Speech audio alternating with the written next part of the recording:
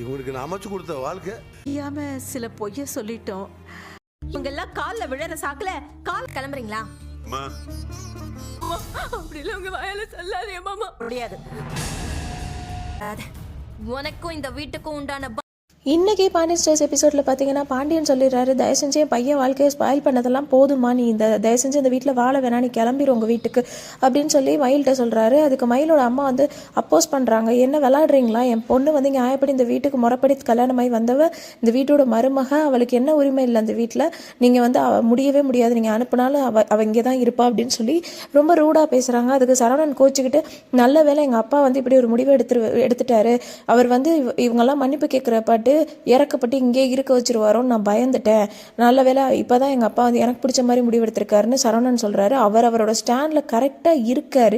ஆக்சுவலாக மயிலோட வாழ்கிறதுக்கு விருப்பமே இல்லைங்கிறது அவர் பேசின பேச்சிலேயே தெரியுது. இதை கேட்டோன்னா மயில் வந்து என்ன பண்ணுறாங்க, எல்லாருக்காலே விழுந்து கெஞ்சுறாங்க. எல்லாருக்காலே விழுந்தாலுமே அவங்க பண்ணது எல்லாமே தப்பு தானே. ஸோ மயில் வந்து எல்லாருக்காலே விழுந்ததுக்கு யாருமே பெருசாக ரெஸ்பெக்ட் பண்ணல. நீங்கள் இவங்களை இருக்க வைங்கன்னு மீனா கூட சப்போர்ட் பண்ணல, ராஜியும் சப்போர்ட் பண்ணல.